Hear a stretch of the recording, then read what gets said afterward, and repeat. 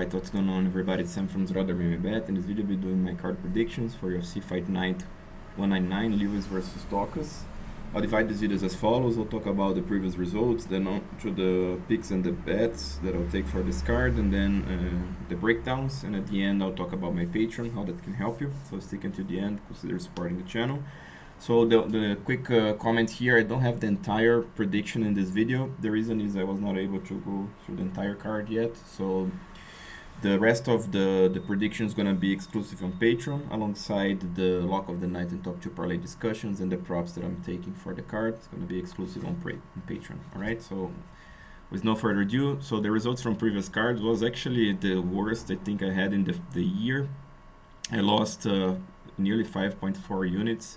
Lots of things surprised me. I was expecting actually that at least Rolly and Paiva or Priscilla Cachoeira, one of the two would cash, and none of them. I also bet Derrick Minner against Hall. I was thinking he had more chances. I also bet at going to the decision, so it went the decision, but nonetheless it was a loss for me. So it was a tough one. Also I had some parlays with Amanda Nunes because didn't see much value there, but I was not seeing much of a chance for Juliana Pena, so the upset came the upset not the way I was expecting. So these things happen, and either way, but it's tough to deal with the losses, especially in my case. I think was the biggest loss of the year. So nonetheless, I'm transparent, guys know that. Still profitable through the year, and let's see how the next card goes. Hopefully gonna go well. But so just talk about the overall metrics here. I have accumulated 26% of profit for the year, so it was 82% lossless card. It was a big one, so reduced my profits.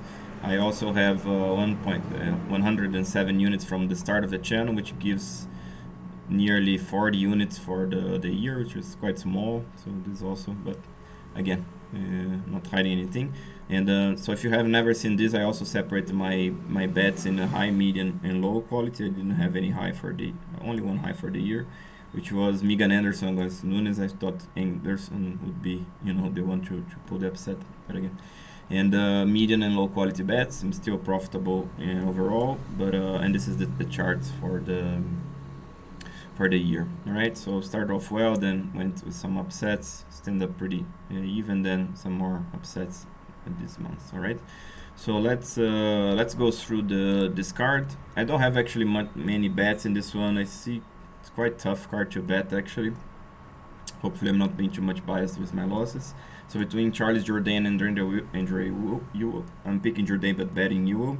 0.75%, not too confident. Chris Daukaus versus Derrick Lewis in the main event. I'm picking betting Daukaus. Stephen Thompson versus Belal Muhammad, picking Thompson, not betting the fight. Amanda Lemos versus Angela Hill, picking Lemos and not betting. Rick Simon versus Raphael Assuncao, picking Simon, not betting. Justin Tafa versus Hunsucker, picking Tafa and not betting. Matheusz Gamrot versus Diego Ferreira, picking Gamrot and not betting. Swanson versus Darren Elkins, picking Swanson but not betting. Dontail Mayes versus Josh Parisian, picking Mayes but not betting. Sijara Eubanks versus Melissa Gatto, I'm picking Eubanks and not betting. Alright? So, like I told you guys, there is still some fights to come.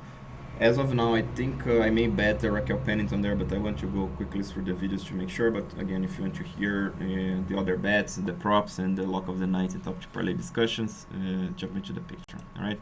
So let me go through the fights that I have as of now. It's not in order here, guys, and I'll try to make this fairly compact, not to extend this video too much, but also to give you guys a good breakdown here. So between Sarj, Eubanks, and Melissa Gatto, to be honest here, guys, Eubanks has all the tools to win this fight. Gatto, she's a tough girl, she's a big girl, very lean and fit for the division.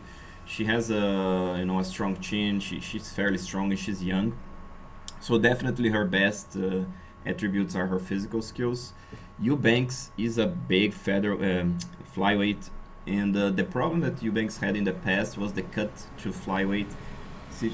She looked fine her last fight against Elisa Reed, but the problem there is that fight was so quick that it was difficult to tell whether Eubanks actually nailed the conditioning. She was able to push the pace, or she just molds through her because she was bigger and more talented. it's not impossible that Eubanks does the same against Gatto, but it's gonna be more difficult than against Elise Reed, because Elise Reed was more of a strawweight that took the opportunity. Melissa Gatto is a big flyweight. This girl is tall, she's long, and like I told you guys, she's fit. So she's gonna be in this fight. We're gonna see whether Eubanks has nailed the cardio or not, which makes it very tricky to bet this fight. Man, I think if you're gonna bet this, I think I'm probably gonna taking a look into Gatto by decision or fight go the distance, because I think Gatto gonna survive, even though Sijara has a good chance for the submission. Because Gatto, she's still a developing fighter, so she has some holes. But it's tough to bet just because we don't know, at least I don't know if Sijara Eubanks has nailed the cardio, has nailed her conditioning or not. So to bet her at she's minus 200, even more than that, I think it's quite tricky to parlay her and not. So I'm gonna be probably sitting and watching, or just getting fight go the distance, or even Gatto by decision. It's not impossible that Gatto finishes Eubanks on around 3 or something, if Eubanks guesses, but that I don't think is much likely, because Eubanks, she's tough. She has a good chin, she has a good endurance. So Gatto by decision, probably that's the bet I'm gonna take, and then probably fight go the distance if the price is right. Justin Tafa versus Harry Hunsucker. It's another interesting one. Tafa, he's a better kickboxer here. He hits fairly harder, but especially he looks way tougher. Harry Hunsucker, he's more like he's a guy that is trying to win fights the way he can. He tries to leap inside, jump, throw a flurry of punches, trying to get inside, trying to knock your head out. He has power. I think people underestimate him a little bit, but he's a fairly okay fighter, but he's not the guy that when he's striking, he set up his strikes, or he doesn't have much grappling. It's more like a guy that comes out there, tries to bang, tries to swing, and he starts getting caught, he gets lost, and I don't think he's that tough as well, because you guys saw him getting finished and etc. I think Justin Tafa is a tougher, and just Tafa definitely has the kickboxing advantage, and the technique. So we probably see Harry Hunsucker trying to move forward, try to throw the blitz. If he starts landing, he has a chance, but I don't think he has much of a chance, because Tafa is tough, and Tafa is probably going to be able to avoid those shots, counter, and slowly but surely pick the shots and start damaging Hunsucker until the finish. To me, Tafa is a strong favorite, but he's a 3-2 fighter, so he doesn't have that much experience, which is quite tricky. But still, I think the value is on Tafa, even given the odds and etc. But I'm not gonna bet this one. If Tafa by knockout, if the Tafa by knockout is has a decent value, let's put plus 150, plus 200 maybe. But I think Tafa by knockout gonna be expensive as well, so probably I'm gonna be passing this one altogether. Maybe something crazy like Hunsucker by decision, if he adapts a little bit, if he stays on the outside, throws a flurry, Tafa can't quite find his rhythm or something, not impossible. But most likely it's Tafa by knockout, and if Tafa not by knockout, Tafa by decision, also maybe from plus 350, something like this makes sense, because Hunsucker could also try to avoid getting knocked out on this one, trying to stay on the outside, not being able to land anything, but also not taking much risks. I don't know, guys. This is a quite a tricky fight to call, not to call, but definitely to bet. So I'll stay with Tafa by knockout, and like I told you guys, I'll try to look for those prices that I commented. Matheusz versus Josh Parisian. It's another interesting one. Matheusz, he's a more, he's a taller, more athletic guy. This guy is developing. It's an interesting pace. He used to be more of an athletic guy, trying to throw kicks on the outside and trying to use his speed and athleticism to get inside, finish the guy. That was basically the way he fought before. He's evolving. He's now in Jackson's. I see improvements there. He's definitely being more patient, using his range better. Touching guys more often than not, throwing more volume, using his athleticism and length to his advantage. He's the way faster guy here. He's fighting Josh Parisian, who is a tough guy. Was more like a plotter. This guy likes to try to get inside, throw a big volume, not big volume, but try a flurry of punches, get inside, corral his opponent, and tee off on them. His style is based on his size and physical strengths. He's not the most athletic, fastest guy, but he's a fairly big guy for the division, so he gets around having natural power and, you know, like I told you guys, corralling guys and then teeing off on them. But I don't know, guys. I think Donta May is going to be smart here. He's going to use his speed, and probably he's a better wrestler of the two. You know, even though Parisian, he likes to shoot, especially when he gets his opponents against the cage, he can shoot. So he could make this fight interesting, but I don't know. I have a feeling that Donta May is going to be able to evolve a little bit more here and use his physical tools for his advantage. But I don't know, one more of those fights, it's tough to bet May is the guy that is relatively inexperienced. He still hasn't proven himself in terms of a good game plan and a good execution. He can start getting hit and hurt by Parisian and, you know, not fighting well from his back foot type of thing. So it's quite tricky. I would bet May is probably from, like I'm putting here, minus 170 range, you know, at least that. But he's like minus 250 now. I think it's too much to bet Mays. You know, to bet Parisian, I would like Parisian maybe from plus 250, you know, given the fact that he can push the pace and start landing, and Mays gets lost in there. But I don't know, one more tricky fight, guys. Maybe this goes the distance, actually, because they're both tough. They both have good chins, so probably that's what I'm going to be doing. If I go the distance, expect this to be at a decent price, because these are heavyweights, and people expect heavyweights always to knock out each other. So maybe that fight goes the distance. That's going to be my bet here.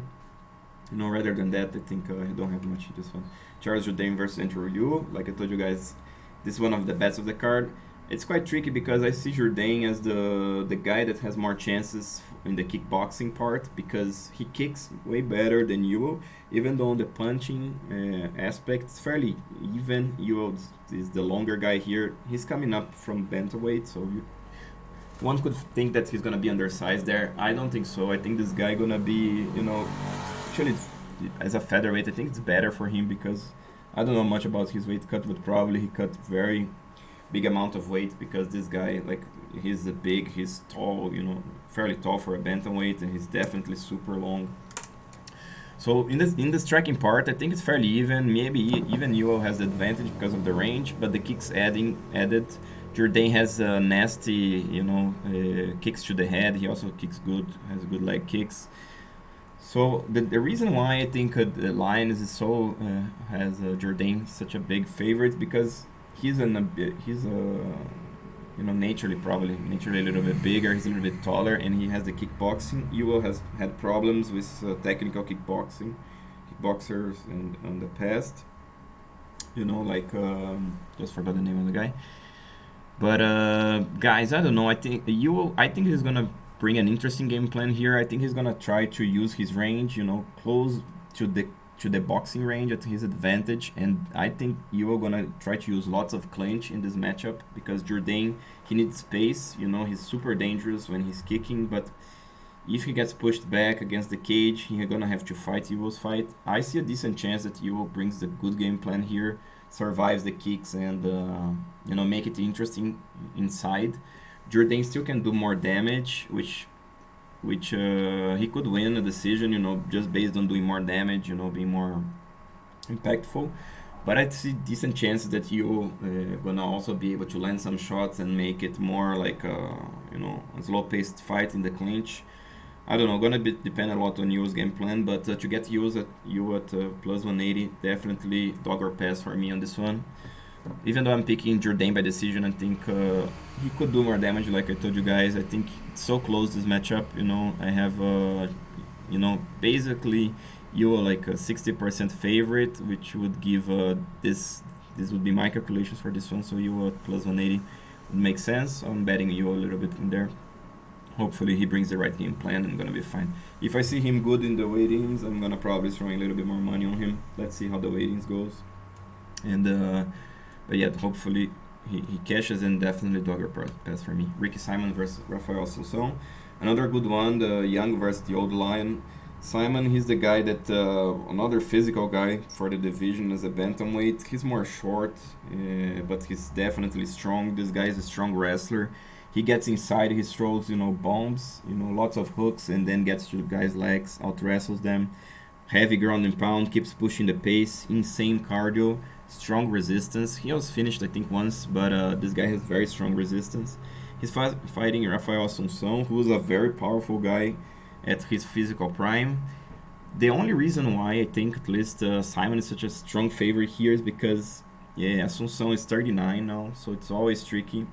He's definitely not in his physical prime anymore, even though he's still hanging in there. You know, this guy's tough, and like I told you guys, in his prime he was very physical, very strong, so he's not like a 39-year-old that is totally, done or something. He's still in there. He's gonna hang, but he's fighting a physical guy and a very young and powerful guy in Simon. So we'll see, guys. This is another one very tricky in my opinion, because I expect that Ricky gonna be able to get inside and use his physical skills to his advantage. But Assuncao gonna be in there. Assuncao has a good takedown defense game. He's dangerous with the guillotine, dangerous from his back. He's not easy to hold down. He's probably the better technical fighter of the two, even though at this level it's a little bit tricky. It's not that much of a gap. But I see Assuncao using better the timing of the overhand, using better the leg kicks. So we'll see if we can time Simon when Simon comes in, using the overhand and the left hook and stopping those takedowns, making it more like a tough matchup to call. I think it's difficult that Assuncao finishes Simon, even though there's a chance, especially with the guillotine. But rather than that, I think Simon going to be pushing the pace. He could finish Assuncao from round 2, round 3, But I think Assuncao is a tough guy. He's going to probably be able to survive and keep fighting. So I'm going Simon by decision. Tough one to bet. I'm probably going to be bet only Assuncao by decision or fight go the distance if the price is right, like from plus 100 or something. So I think this goes the distance. I think Simon by decision is the most likely scenario, but Assuncao by decision from plus 300. I'm also taking a stab at this because I think Assuncao can land some clean shots and sort of neutralize Simon a little bit, so you never know at the end of the day. So that's gonna be, to me, one more dogger pass of this odds. Okay, got Swanson versus Darren Elkins. Good fight between two veterans. Swanson a little bit faster, more athletic. I can argue that he's a little bit fresher, even though he has more fights and he has been knocked out several times. The reason I say that is because Darren Elkins, he's the damage, and it's for a reason. This guy takes damage and keeps pushing. In this matchup, probably gonna be a disadvantage because Cub is a veteran himself, gonna be able to land probably a little bit cleaner. Elkins gets bleeds very much in every single fight, so it's tough to see that, and when judges see that, I think they definitely favor the other fighter. Elkins doesn't carry that much power, even though Swanson was finished before. There's a chance that Elkins finishes Swanson, but I don't think much of a chance. So I see this one going the distance, very likely Cub doing more damage, opening Elkins up and scoring a decision. Elkins to win here has to push Cub back, make it interesting on the feet and take it to the ground. Not impossible because he takes chances. Both of them take chances, so there's a chance for Elkins. But another one, tricky one. I would, if you're gonna force me to bet, I would bet Elkins plus 160. There is value there, Plus, like I told you guys, Cub is also, this guy is now not getting any younger. He's 38, Elkins is 37, so both of them in this regard. But I don't know. There is a chance that Elkins lands clean, Cubs, and the Cubs get worried, start getting taken down, type of thing, So definitely dog or pass in my opinion, but tricky to bet at these odds. Elkins by decision. I like a little bit because I don't think Elkins finishes Swanson. Swanson's tough, and the other way around is also true, even though Cub could finish Elkins based on those cuts and these things. Alright, so to me, fight goes the distance or betting Elkins by decision. Matheusz Gamrot versus Diego Ferreira. Good fight, quite similar comments in the Ricky Simon and Assuncao, even though Matheusz Gamrot, he's technical, both on the feet and on the ground. This guy is a good wrestler, nasty ankle pick. It's very difficult to stop that, and good single leg, good double leg as well. Diego Ferreira, BJJ specialist, picked up his striking throughout the years. This guy's fairly long, hits fairly hard too, So gonna be interesting matchup because Gamrot not gonna be able to basically control Ferreira too much. Ferreira from his back, the guy keeps fighting, he keeps trying to create scrambles, lots of leg locks, arm bars, etc. Gamrot gonna have to defend that, get back up, get him down again, wear on him, because he's the younger, little bit bigger, definitely better cardio of the two, That's why Gamrot is a strong favorite. Not strong favorite, that's why he's the favorite of the two. But guys, it will depend a lot on Ferreira's cardio, to be honest. If Ferreira comes on point, this could be anybody's fight. Because like I told you guys, I don't see Gamrot controlling Ferreira too much if Ferreira is ready, with the cardio. Round 1 could be either one. Then we're gonna see whether Gamrot gonna be able to impose his physical skills and the pace, like Gregor Gillespie did against Ferreira. Sorry guys. So we'll see what's gonna happen here. It will depend a lot whether Ferreira is ready for that or not. Tough one to bet, because I think Ferreira he's probably gonna struggle with the cardio, but if he comes ready, he has a chance. So I'm gonna be passing on this one. This one, another one that I would say that goes the distance, because they are both tough. Gonna be difficult that they finish with each other by submission. Even I see Gamrot as a little bit of a chance for round 2 or round 3 knockout. So if you like Gamrot by finish, I would say take it round 3 probably, because it's a more likely scenario. But other than that, Ferreira by decision, not bad in my opinion, because I don't think he finishes Gamrot. Has a chance that he finishes by the submission, but not much. Gamrot is also young and tough, so I don't see much of a chance for the knockout for Ferreira. So to me, the fight goes the distance, or Ferreira by decision in case of the upset. All right. Amanda Lemos versus Angela Hill. This is probably a fight that lots of people have their eyes on. People are very high on Amanda Lemos. The reason is this girl is so powerful as a strawweight. She's not coming down to strawweight, but she used it to fight as a bantamweight. And she looked nothing but impressive with all of those knockouts, that power, that athleticism. It's really insane. She's also fairly tall, 5'5", so she's not exactly, she's not short, but she's very long for the division. She's probably 70 inches of reach. So she has that, she's tough to take down, she's tough to hold down. Angela Hill, more of she used to be only a striker, but developed her game pretty well. She has a good clinch game. She can even wrestle a little bit, not bad from her back and attack submissions. Definitely good escapes from her back. Guys, if you're high on Lemos, I understand why, but to me she hasn't proven her cardio on the strawweight division yet. I went back to watch the fight against Leslie Smith when she was a bantamweight. She was doing fine in the first round, and then she slowed down pretty significantly, fighting from her back, having to fight defensively and counter all the time. I don't know, man. There's a chance that Angela Hill pushes the pace, doesn't get knocked out. Amanda Lemos slows down. We see a split decision, could even be a robbery for Hill, or even a draw. Amanda Lemos could get a knockdown. It's tough to finish Hill, and then Hill doesn't get finished and wins the round, the second and third round. So a draw here, not impossible. I don't know, man. From Hill plus 315, probably I'm gonna be betting Hill even, because I had the bet on Hill. I would consider bet Hill by decision from plus 300. I think Hill by decision you can probably find her plus 500, so definitely worth it in my opinion. And even Hill straight bet, never know. Lemos slows down, Hill finds a clean shot, keeps working on her, gets a round 3 finish or gets her cut, doctor stoppage type of thing, So the value to me is an Angela Hill, but it could look stupid because Lemos could get a flash knockout and stuff.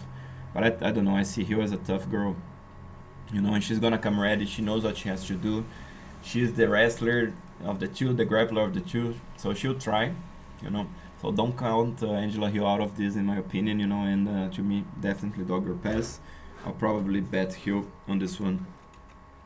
Actually, let me do one thing. Since actually I was just reviewing the odds recently, let me just update this one. I'll take a bet on Hill just to reiterate that. So I'm gonna be betting at least 0.75% on Hill. I think it's worth it, so I'm gonna be fixing this one. later on. So I'll be going with 0.75% of my money on Hill as a heavy underdog, and like I told you guys, I'll definitely bet her by decision as well. Okay. So moving on to the next fight. Stephen Thompson versus Belal Muhammad. Another interesting one, guys. Thompson has the size on Muhammad. He's a kickboxing master. Very tough to get inside of this guy. Lots of side kicks, straight punches, lots of angles. Good takedown defense. Tough to hold down. One more of those fights that the underdog here, Belal Muhammad, he knows what he has to do. He knows all of Stephen Thompson's potential. He knows that he has to grapple in this one. He knows that he has to push Thompson back and wear on him. He's gonna try. Muhammad has a style where he likes to fight at boxing range. He's not a bad kicker himself, but nothing compared to Stephen Thompson. So he knows that he's gonna have to fight at boxing range, get inside, try to out-wrestle Thompson. Durinho did, so it's not impossible to out-wrestle Thompson, pushing him back and shooting. Muhammad is a strong wrestler. He has a good chain wrestling technique, single to double legs, body locks. He's a little bit undersized for the division, even though he always fought as welterweight, knows how to fight bigger guys. So it's not he knows what he has to do here. But I would favor Thompson still. He knows how to defend those takedowns, probably going to be the one doing more damage. But tricky one to bet, again, my bet on this one most definitely gonna be Muhammad by decision. Rather than that, I'm gonna be passing on this one, right? So tricky one in this one. Chris Daukaus versus Derrick Lewis in the main event. This is an interesting fight, guys. Daukaus coming with lots of hype. This guy is knocking everybody out. Not gonna be easy to do against Lewis, even though he's gonna try. Everybody knows about the Black Beast potential, what he brings to the cage, which is that massive power, that one big shot that can put anybody out. Rather than that, he sits back and waits for his time. It's not impossible that he knocks Daukaus out here. Actually, there's a decent chance for that because Daukaus is still a developing fighter, needs to still develop a little bit his technique. He has some mistakes, even though not so many mistakes. Daukaus is also a little bit smaller, not a little bit, significantly smaller than Lewis, but he's fairly lean, as a heavyweight, and he's fairly young, so could be an advantage even if he avoids the big bombs and keeps pushing the pace, keeps touching Lewis until Lewis gets tired, start going to the body, and finishes Lewis. So I think Daukaus has a decent chance for the knockout. If not, he has definitely good chances for the decision if it goes the distance. Lewis, if you like Lewis, definitely by knockout because he has to find that big shot. I'm also fairly curious to see whether Lewis is gonna try to out-wrestle Daukaus because I think Lewis is the better wrestler of the two, even though he doesn't do that much because I think he gets a little bit concerned that he's gonna slow down, get tired, and he fights in bursts, so that's always tricky. And it's Derrick Lewis. We know that he is the person that he is, and he fights like that and whatnot. So I don't know, man. There's a chance for Lewis, obviously, especially by knockout. But to me, the value is on Chris Daukaus here. I picked against Daukaus many times. I even bet guys against Daukaus many times. Lost my bet. Now I'm betting Daukaus. Let's see what's gonna happen. But to me, the value is on Daukaus, mostly because Derrick Lewis, people like him a lot. Fun guy to watch. Big knockout power. But in terms of a bet, I have to go with consistency in this case, alright? So that's it for the video, guys. I hope you guys enjoyed. If you did, please like, subscribe, share with your friends. In my Patreon, what's the advantage to you? From $10, you guys can get the early releases. With the year end, I will definitely release early the next UFC card. I think it's probably mid-January, so I'll definitely get ahead of the game. So jump into the Patreon $10 tiers, you guys. Here you guys gonna be able to see a lot in the future here, hopefully combine bets with stronger favorites in the future or live dogs, which gonna increase a lot your profit. If you would like the ultimate package, line by line, all the bets that I'm taking for $50, you guys have that. I'll show how it looks like. Obviously in the last card I have quite some losses, even though in this, the line by line that I take, I show the prop bets, so the prop bets helped me a little bit not to lose 5 units. I think I lost more or less 2.5 units considering the props. So some good props were Cruz and Munoz the distance, Cruz by decision, Miller Hall goes the distance. Obviously, I lost some money on the people that I said. Cody Garbrandt, I lost. Ige didn't cash as well. I got Ige in an early market, thought that was a good bet, didn't cash. I got some overs here with Nunez and Peña. I was not high, but I was definitely thinking that Rolian Paiva would be able to get to be a live dog. He lost, so there was quite some losses there, but nonetheless, this is the ultimate package. You guys can see everything that I'm doing, combine bets with the future cards, and have all the props. And when I bet the lock of the night, I also, if I find the person as a lock, I go higher on them. You guys see here, I didn't go that high on Amanda Nunes, even though I had her on some parlays, just because it didn't make much sense to bet at the current lines for me. So that actually came to be a good decision, because it would be a even bigger loss. But still, when I have the lock, I go a little bit higher. Like I had Cheyenne at some point here, I bet her quite interesting with nearly 1 unit straight bet. So just you guys can see what I'm doing, and I'll definitely have lots of bets in the upcoming months as I'm gonna be ahead of the game. All right. So I hope you guys enjoyed. If you did, again, please like, subscribe, share with your friends, and I'll talk to you next time. I'm from Jourdain, bringing the best, most consistent, and transparent betting strategy for you.